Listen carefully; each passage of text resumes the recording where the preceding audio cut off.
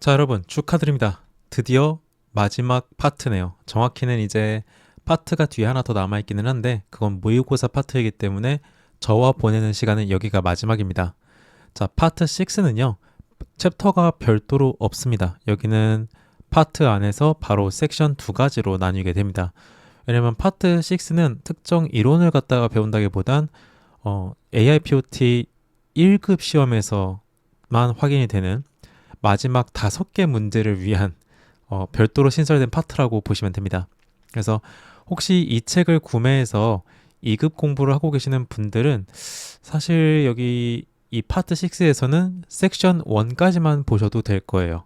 만약에 얘로 이제 2급 준비를 하시는 분들은. 근데 이제 AIPOT 1급을 신청하셨고 1급 공부를 하시는 분들이라면 여기가 상당히 중요합니다. 네. 마지막 문제, 실습 문제를 어떻게 해야 되는지 질문하시는 분들 되게 많은데 그거에 대한 공략 방법들을 여기 파트 6에다가 많이 배치해 놨습니다. 그래서 한번 같이 보도록 할게요. 섹션 소개부터 진행해 보도록 할게요. 파트 6의 섹션은 두 가지로 이루어져 있습니다. 첫 번째 섹션은 생성형 AI 시작하기라고 해가지고 실습에 사용할 두 가지 AI, 그 중에서도 이제 시험에서 UI, UX 분야로 출제가 빈번한 것들을 알려드릴 거고요. 두 번째 섹션에서는 실제로 AIPOT 마지막 부분에 나오는 5개의 실습형 문제 유형을 갖다가 어떻게 이번 파트에서 공략을 제시하는지를 간단하게 브리핑 해드리고, 그리고 책에 있는 실습형 문제를 같이 풀지는 않을 거고요. 이 책이 설계돼서 출판된 직후에 새롭게 확인된 유형들을 이 강의 영상에서 새롭게 다룰 겁니다. 그러니까 책은 책대로 공부하셔야 되고요. 새로운 유형은 새로운 유형대로 이 영상을 보고 익히시면 됩니다. 자, 첫 번째 섹션 생성 AI 시작하기부터 넘어가도록 합니다. 자, 교재 364페이지를 펼쳐주시면 되고요. 여기에는 챗GPT에 로그인하고 챗GPT 화면 UI, UX를 어떻게 보면 되는지가 디테일하게 나와 있습니다. 이 중에서 제가 영상 강의에서 한 번 더 여러분에게 리마인드 해드릴, 리프레시 해드릴 것들은 세 가지가 있어요. 첫 번째는 캔버스 기능입니다.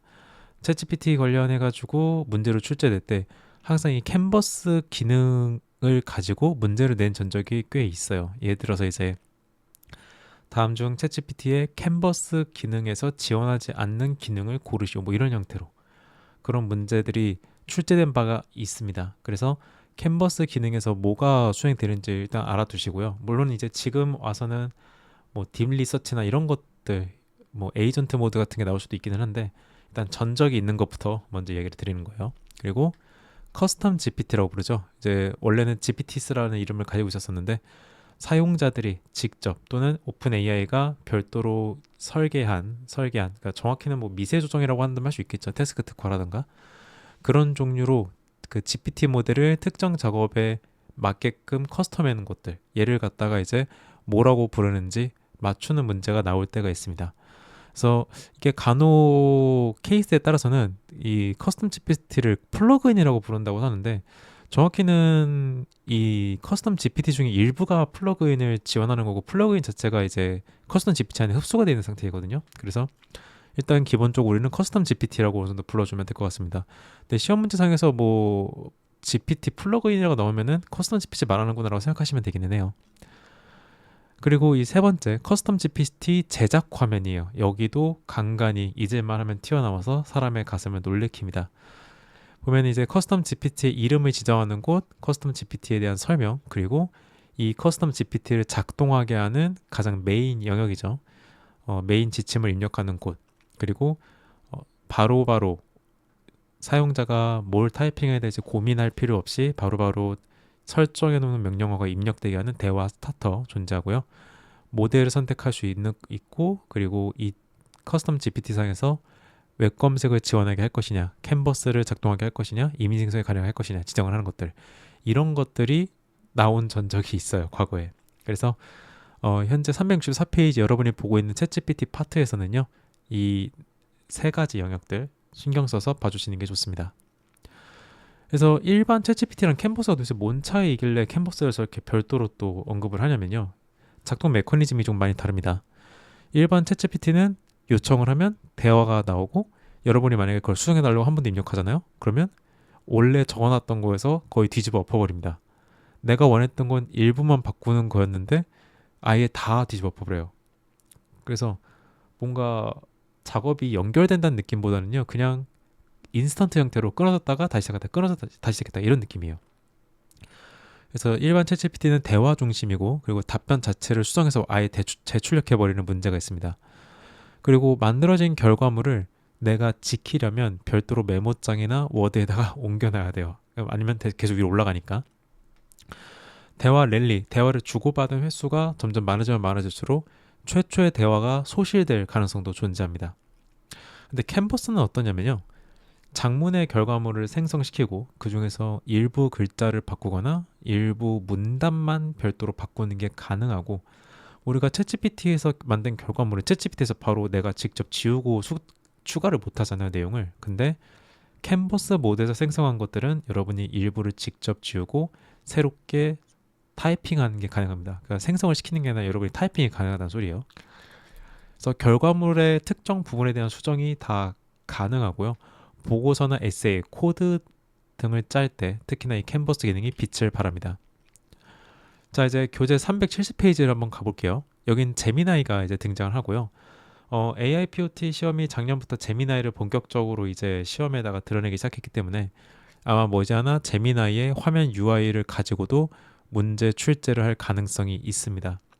제미나이에도 챗GPT처럼 똑같이 캔버스 기능이 존재를 하기 때문에 여러분이 공부하실 때 챗GPT의 캔버스, 제미나이의 캔버스를 나눠서 보시는 걸 권장을 드릴게요. 두 캔버스 모두 지원하는 기능이 거의 동일하기는 합니다만, 그럼에도 글자를 좀 디테일하게 편집하는 거는 제미나이의 캔버스가 좀 더 잘하는 것 같기는 해요.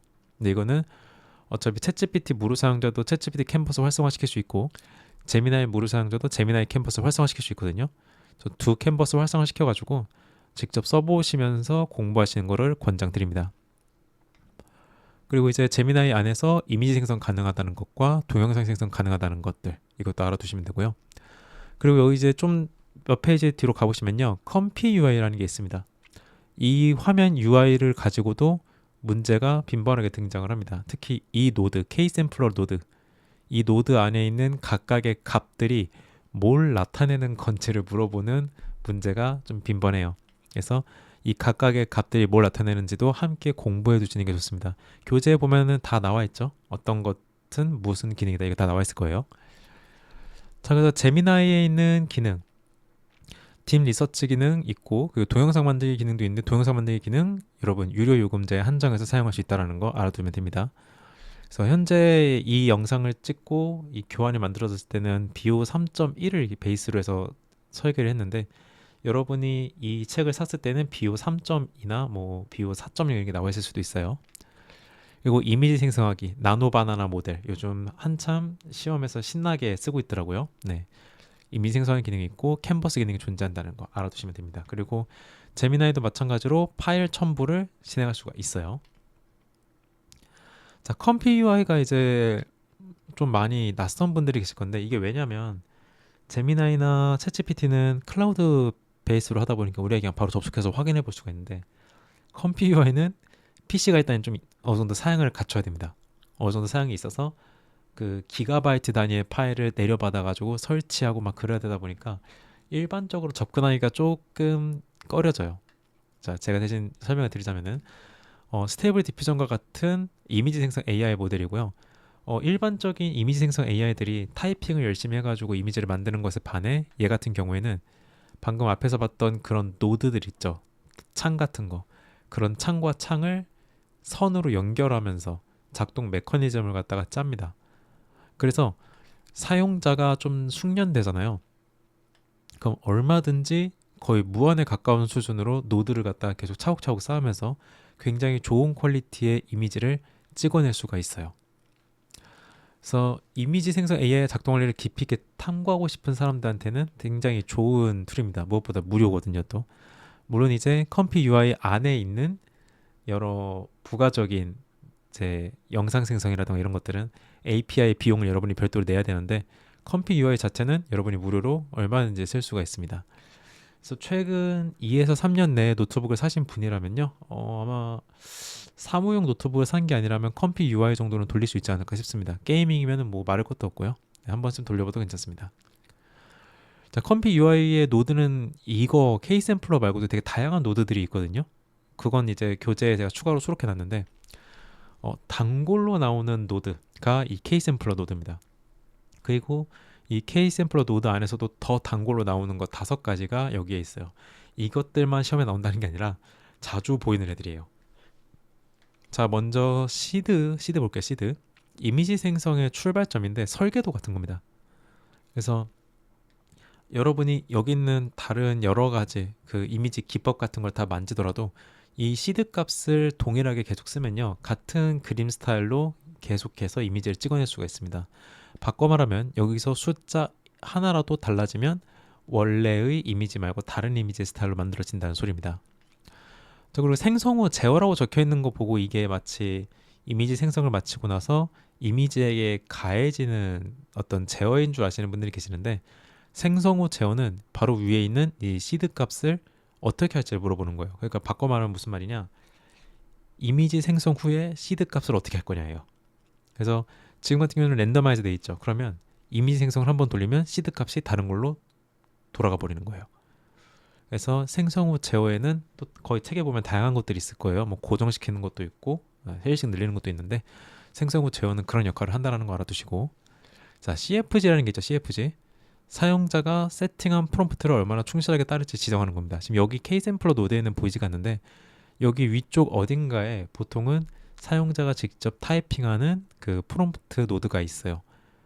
근데 이제 그 사용자가 작성한 프롬프트를 이미지 생성 AI가 얼마나 강하게 따를지를 지정하는 게 바로 CFG입니다. 숫자가 이제 높아질수록 더 충실하게 따르는데 문제는 이제 창작이라던가 창의적인 능력이 조금 부족해질 수도 있겠죠. 다음으로 이제 샘플러 이름입니다. 샘플러 이름은 이 컴피 UI의 원리를 알아야지 샘플러 이름이라는 개념을 좀 이해하기가 편한데, 컴피 UI는 이미지를 처음에 생성을 돌렸을 때 처음엔 되게 희뿌연 사각형이 나옵니다. 그리고 이제 그 희뿌연 사각형을 걷어내면서 이미지를 완성해 나가는 식인 거거든요. 이때 그 노이즈라고 불러요. 그 흐린 거를. 그 노이즈를 갖다가 한 번에 얼만큼 걷어낼 건지, 그리고 어떤 느낌으로 걷어낼 건지를 결정하는 세팅 값이 바로 이 샘플러 이름입니다. 그래서 시드는 그림 스타일의 근간을 담당한다면 샘플러 이름은 이제 부가적인 느낌을 갖다가 어떻게 걷어낼지를 갖다가 관할한다고 보시면 됩니다. 자, 제대로 이해했는지 확인해 보기 위해서 문제 한번 풀어보도록 할게요. 챗GPT의 인터페이스인 캔버스의 정의와 작동 방식에 대한 설명으로 가장 정확한 곳을 고르시오라는 문제입니다. 문제풀이 시작합니다.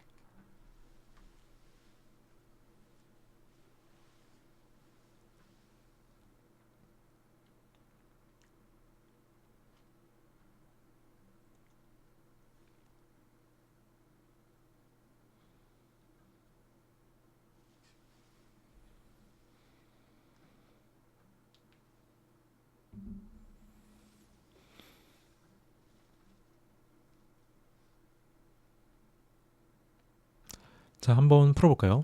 1번. 캔버스는 이미지 생성 전용 도구인 달리3의 확장 버전으로, 자, 여기서부터 일단 글렀죠. 자, 달리3는 이미지 생성 모델 AI를 말하는 건데, 캔버스는요 텍스트를 생성한단 말이에요. 그쵸? 텍스트 생성을 했기 때문에 애당초 여기에 해당되지 않습니다. 자, 1번은 오답이니까 패스하고요. 2번. 캔버스는 채팅창 옆에 열리는 별도의 작업 공간으로 사용자와 AI가 코딩이나 장문 프로젝트를 함께 작성하고 편집할 수 있는 협업 인터페이스이다. 맞죠? 자, 일단 2번 답으로 킵해두고요. 3번. 캔버스는 별도의 플러그인을 설치해야만 작동하는 유료 기능이며 한 번 활성화되면 사용자가 끄기 전까지 모든 대화가 캔버스 모드로만 진행된다. 자, 일단 무료로도 사용할 수 있습니다. 여기서 끝났어요. 여기서 끝났고요. 자, 4번. 캔버스는 AI가 생성한 답변을 보여주는 읽기 전용 창이며, 아니에요. 아까 앞에서 말씀드렸듯이 여러분이 원하면 글자 하나만 지우거나 또는 글자 하나만 남기고 나머지를 다 지울 수도 있습니다. 그래서 캔버스 기능이 일반 챗GPT 기능보다 더 우수하다는 거죠. 이 문제의 답은 2번이 되겠네요. 자, 해석 한번 볼게요. 캔버스는 단순한 채팅을 넘어서서 이제 프로젝트를 갖다가 AI랑 같이 작업하는 인터페이스입니다. 그래서 일반적인 챗GPT의 그런 답변 메커니즘이나 시스템과 동일하다고 여기시면 안 돼요. 사용자는 캔버스로 만든 걸 직접 수정하고 다듬으면서 협업을 할 수가 있습니다. 자, 섹션 1은 여기서 끝내고요. 이제 섹션 2로 넘어갑니다. 실습형 문제 유형 익히기. 자, 여기서는 제가 조금 워프를 할게요. 왜냐하면 이 섹션 2의 페이지랑 그리고 그 문단의 구조가 이전에 파트 1에서 5에서 봤던 그런 구조가 아닙니다. 자, 여러분 교재 390페이지를 펼쳐보시겠습니까? 여러분 교재 390페이지를 펼쳐보시면 여기에 이제 실력 다지기라고 있을 거예요. 자, 이 섹션 2는 어떻게 구성이 되어 있냐면요. 먼저 이제 글을 예시로 들어볼게요.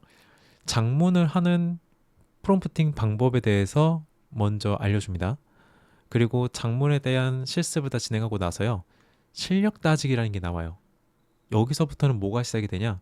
우리가 앞에서 작문에 대한 프롬프팅을 공부했잖아요.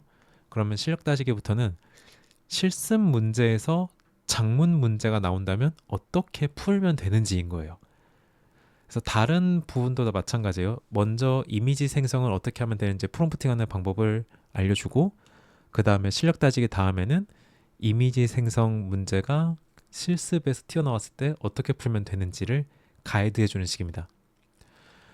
그래서 보면은 자료 없이 작문을 지시하는 출제 유형이죠. 네, 출제 유형이 다 있어요. 출제 유형이 다 있고 거기에 없는 출제 유형은 이 강의 영상이랑 그리고 우리 이기적 스터디 카페에서 계속해서 제가 업데이트 하도록 하겠습니다. 일단 출제 유형 1, 자료 없이 작문 지시하는 거고 조금 내려가 보면은 제가 풀이 방법이라고 타이틀을 달아놓은 곳이 있을 거예요.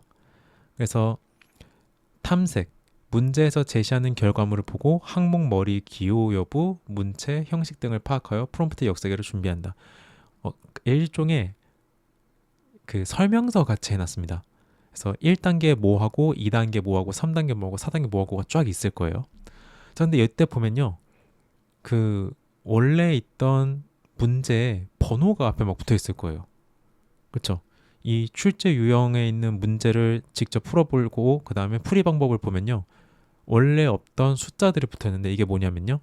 이 숫자들 붙어 있는 거 밑으로 가보면 이제 각각의 문제를 어떻게 확인해야 되는지 각각의 문장을 어떻게 확인하라는 건지가 적혀 있어요. 즉 주의사항 확인해도 되고 숫자 1 되어 있죠. 그러면 실제 문제에서 주의사항 1에 해당하는 것들을 확인하고 있는 거예요.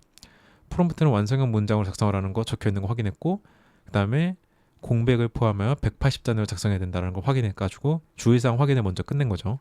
그리고 두 번째 단계 문체 및 스타일을 확인하는 거죠. 자, 이번에 적혀 있는 거 보니까 이 결과물에 먼저 무쇠 냄비에 불이 지핀다. 참기름 한 방울에 바닥을 적시면 신김치가 황홀한 춤을 추기 시작한다. 되게 시적인 문체랑 스타일을 가지고 있고 그리고 여기에는 이제 제가 하나만 캡처했지만 조리 단계가 밑으로 쭉쭉 나온단 말이에요. 조리 단계별로 시적 표현을 했음을 확인하면서 이제 1, 2, 3, 4, 5 순서대로 문제를 분석하는 형태로 이제 설계를 해놨어요. 그래서 처음엔 이게 무슨 말인지 잘 모르겠다 생각할 수도 있는데요. 3번 정도 이 영상을 반복해서 재생해 보시고 그리고 이 풀이 방법 부분 페이지도 5번 정도 정독해 보십시오. 그러면 이런 식인 거구나라는 걸 알 수가 있을 거예요. 그리고 이제 밑에 보면 프롬프팅이라는 부분이 있을 건데 이렇게 기존의 문제에 제시된 그 결과물의 샘플을 분석을 끝내고 나서 프롬프트를 짤 때 완성형 프롬프트를 짠다면 이런 느낌으로 짜면 될 것이고 개조식 프롬프트로 짠다면 이렇게 짜면 될 것이다라고 이제 형식을 예시를 들어놓은 겁니다. 완전한 정답인 게 아니라 그냥 해답 중에 하나라고 보시면 돼요. 그래서 이번 그 섹션 2의 내용들을 공부하실 때에는 첫 번째 특정 결과물을 만드는 프롬프트 방법들을 공부하고 두 번째 실력 따지기에 가서 실제로 해당 생성 방식이 실습 과정에서 실습 문제 나왔을 때 어떻게 풀면 되는지를 여기서 여러분이 훈련을 하고 가시면 됩니다. 이해하셨죠? 자, 그리고 이제 이건 여기까지 하고 책에는 없는 새로운 실습형 문제 유형을 갖다가 보도록 하겠습니다. 혹시나 저랑 동일하게 실습을 해보실 분들은요. 제미나이를 갖다가 실행해 주시면 되고, 자, 이미지 생성 실습을 할 때는 제미나이에서 이미지 기능을 활성화해 주셔야 됩니다. 이렇게 파란색 글자로 이미지가 떠야지 이미지 기능이 활성화가 된 거예요. 그리고 이제 이미지 생성하다가 또 다른 실습으로 넘어갈 수 있겠죠. 주제가 바뀌죠. 그럼 어떻게 해야 되냐? 맨 왼쪽 맨 위에 있는 새 채팅 버튼 눌러서 방을 새로 파셔야 됩니다. 거기서부터 다시 하셔야지 여러분이 안정적으로 실습을 이어나갈 수가 있어요. 자, 보도록 하죠. 자, 현재 이제 최근에 AIPOT 1급 시험에서 새롭게 관측되고 있는 새로운 패턴입니다. 일부 요소를 변경하고 다시 그리게끔 하는 겁니다. 그래서 기본적으로 왼쪽에 이미지를 제공한다고 치고요. 왼쪽 이미지를 제공하고 이런 과제를 줍니다. 이미지의 오른쪽에 있는 토끼 인형을 사자 인형으로 바꿔라. 인 거고, 얘만 바꾸고 나머지는 다 유사하게 다시 생성하라는 겁니다. 얘만 똑 바꿀 수가 없어요. 혹시 나노바나나를 한 번이라도 써보신 분들은 알겠지만 구글의 나노바나나는 이 원래의 원본 이미지에서 일부만 아주 자연스럽게 바꿀 수가 있잖아요. 근데 AIPOT 시험장에서 쓰는 이미지 생성 AI는 그 정도는 아닙니다. 한 1년 전에 GPT-4 옴니가 생성하는 이미지 정도의 수준이라고 보시면 될 것 같아요. 자, 그래서 일관성으로 작동하진 않기 때문에 똑같이 만들라는 게 중요한 게 아니라 구도, 그리고 요소의 종류랑 개수, 요소의 위치 정도만 유사하게 만들 수 있는지가 채점 지표예요.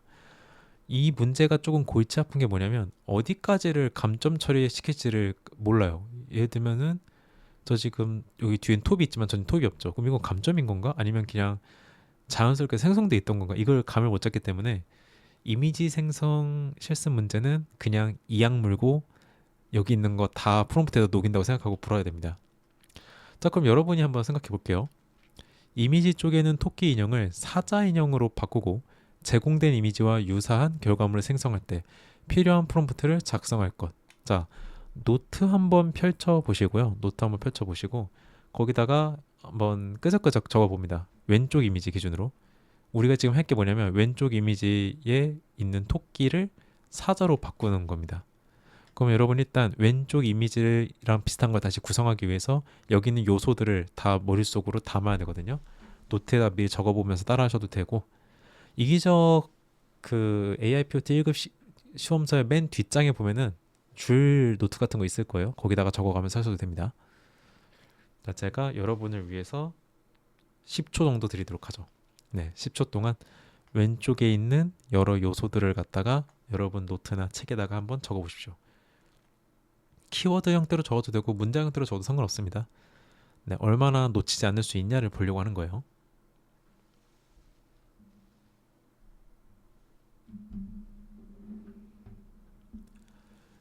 자, 다 적어보셨죠? 이제 하나씩 찾아보겠습니다. 자, 일단 먼저 이미지를 유사하게 만들 때는요, 그 이미지의 가장 큰 것부터 시작하는 게 좋습니다. 큰 것부터.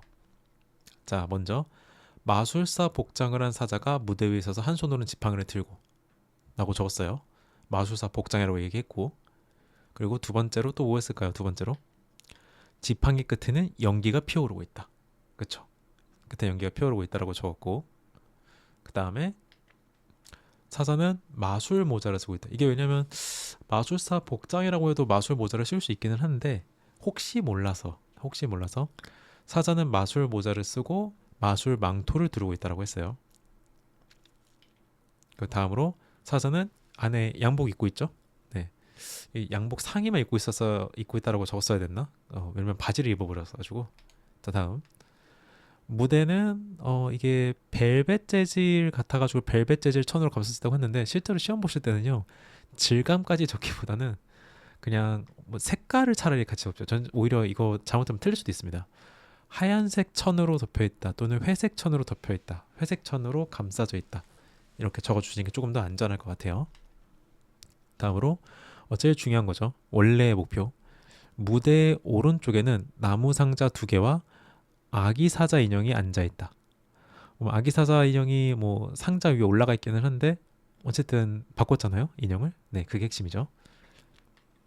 그리고 무대 왼쪽에는 트럼프 카드 2장이 벽에 기대어 서져 있는데 크기에 대해서 제약을 걸지 않아서 그런가 엄청 크게 만들어졌네요. 뭐 어쨌든 요소가 추가됐으니까 만족해야 되고요. 무대 두 벽은 박스로 만들어져 있다고 했는데 진짜 얘는 진짜 박스 갖다 쌓아놨네요. 근데 뭐 골판지 재질이 있으니까 골판지네 박스 재질이 있으니까 통과될 것 같고 그리고 양 옆에 입구가 있다라고 했는데 입구가 이제 어떤 크기인지는 언급하지 않았다 보니까 작은 입구 여러 개를 만들어놨네요. 그 벽 위에는 이제 스포트라이트 4개가 있다고 했고 얘는 이것 좀 헝그리한 스포트라이트 4개가 네, 세팅되어 있는 모습으로 만들어졌습니다. 그리고 사자는 멋진 포즈를 취하고 있다. 네, 적어놨고요. 그리고 마술 공연의 한 장면이라고도 적어놨고 그리고 이렇게 인형 그리고 실제 존재하는 물체 같은 것들을 오려가지고 만들어 놓은 듯한 이거를 보고 이제 스톱 모션 그래픽 스타일이라거든요. 네, 스톱 모션 그래픽 스타일이라고 적었고 제일 중요한 글자가 없다고 했어요. 혹시 글자를 생성할 수도 있으니까. 그래서 이런 느낌으로 계속 이미지의 가장 큰 부분부터 바깥으로 뻗어나가면서 키워드를 채워나가셔야 됩니다. 이거 하나 만들 때 들어간 줄이 이렇게 많은 거예요. 네. 그래서 제대로 했다면은 비슷하게 연출을 해낼 수가 있죠. 과연 여러분도 저랑 비슷하게 나왔는지 모르겠지만 이런 식으로 연출을 해 놓으시면 됩니다. 자, 또 다른 실습 패턴입니다. 원래도 이제 데이터 분석 실습은 있었었는데요. 갑자기 별도의 조건을 하나 추가한 형태의 실습 문제가 튀어나왔습니다. 그래서 기존에 있던 정보 분석 실습 문제의 상위 호환 같은 거고요. 수험생은 여기 문제에서 말하는 조건도 지켜야 되는데 이 마지막 5개의 실습 문제에 들어가게 되면 공통 주의사항이라는 게 또 있어요. 그래서 공통 주의사항도 지키면서 이 문항당 주의사항도 지키면서 문제를 풀어야 됩니다. 자, 첨부 파일의 데이터를 분석한 결과 예시가 있다. 여기까지 중간에 글자가 좀 누락된 것 같네요. 첨부 파일의 데이터를 분석한 결과 예시가 있다. 해당 결과와 유사한 결과를 생성할 수 있는 프롬프트를 작성할 것. 네, 조건은 여기 3줄 있고요. 실습 데이터는 order.txt 텍스트 파일이 있습니다. 자, 한번 이번에 20초간 한번 생각해 봅시다. 20초간. 전 이걸 좀 바꿔보도록 하겠습니다.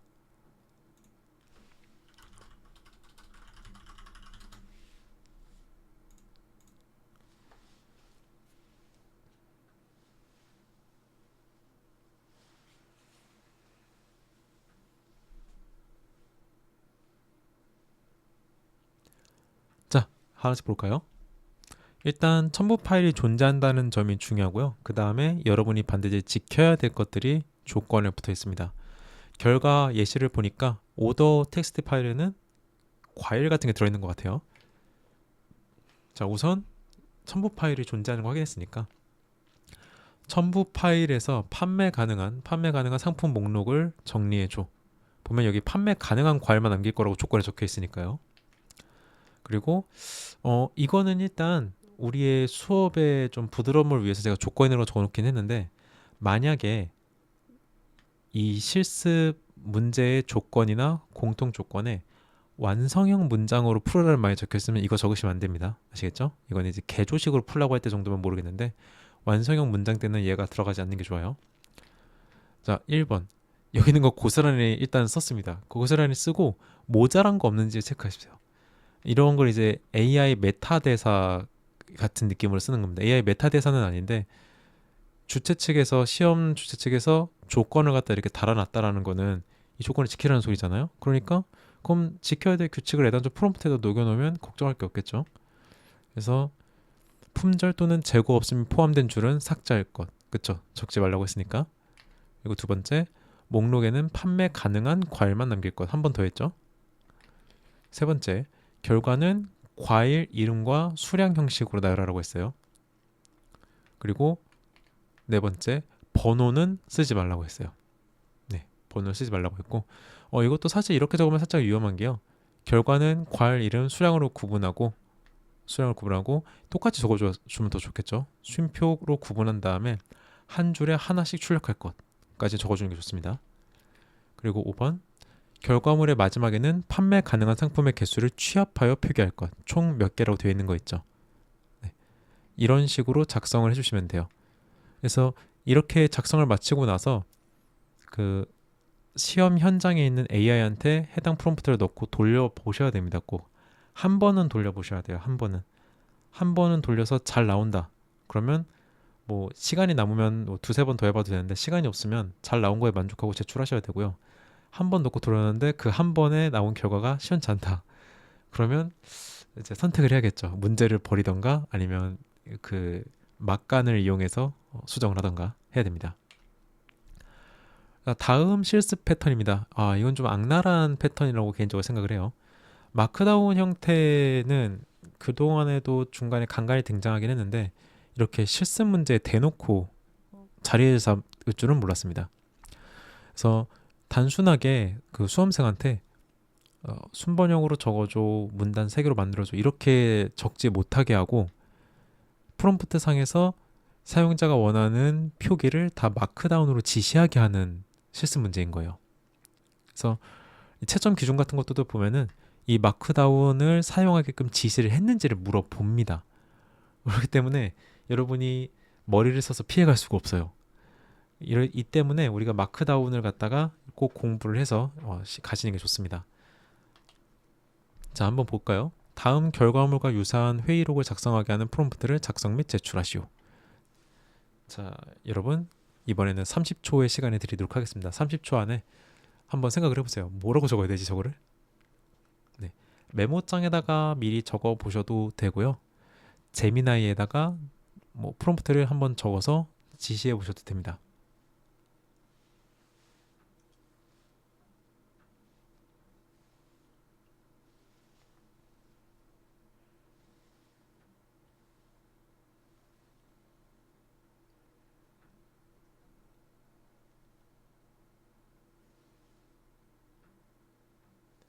자, 한번 볼까요? 첫 번째, 이번 주 마케팅팀의 주간 회의 핵심 요약 보고서를 작성해 주세요. 이 부분은 이제 여러분이 자유롭게 적으시면 돼요. 저는 일단 이렇게 적은 거예요. 네. 그래서 이런 바를 왜 적었냐면요. 1월 4주차라고 했잖아요. 그죠? 그러니까 주차라는 얘기는 주당 회의록이 작성된다는 얘기일 것 같아가지고 저는 이렇게 적은 겁니다. 내용은 최대한 간결하게 작성하고 다음에 마크다운 규칙을 준수해라 라고 적었고요. 자, 1번 제목은 샵과 샵샵을 사용해서 계층, 위계를 구분하라고 했어요. 네, 위계를 구분하라고 했고, 두 번째 안건 순서는 숫자를 사용해서 나열하라고 했어요. 순번형으로 나열하라고 하면 되죠. 순번형이라는 말을 쓰는 게 조금 더 안전할 수도 있습니다. 세 번째, 담당자가 지정된 과제는 대시 기호랑 별표 2개를 이용해서 볼드 처리를 진행해달라고 했고, 그래서 지금 담당자 이름에 볼드 처리 진행된 거 보이죠? 네, 지정된 과제는 대시 처리됐고요. 자, 그리고 광고 매체별 예산을 3행짜리 표로 작성하라고 했고, 이 표 뒤에 마크다운 언어에서 표를 이렇게 표기합니다. 네, 가로 세로를 이렇게 파이프랑 3중 대시로 표시하기 때문에 이 표기를 같이 꼭 적어줘야 돼요. 그리고 다섯 번째, 표의 헤더라고 하죠. 헤더, 머릿말. 표의 헤더는 매체명, 예산, 비고로 구성해라 라고 해서 적은 겁니다. 자, 이렇게 하면 드디어 수업이 다 끝났습니다. 축하드립니다, 여러분. 현 시간부로 파트 1에서부터 파트 6까지의 인터넷 강의가 모두 종료가 되었고요. 이제부턴 파트 7 모의고사를 정면으로 이제 이겨내셔야 됩니다. 다시 한번 말씀드리지만 파트 7에 있는 모의고사를 가능하면 다 풀어보시고요. 이 시험은 문제 은행식이기 때문에 문제 많이 풀어본 사람이 장땡입니다. 아시겠죠? 네, 이렇게 알아두시고 함께해서 즐거웠습니다. 여러분의 합격을 기원합니다. 지금까지 김영진 강사였습니다. 안녕히 계십시오.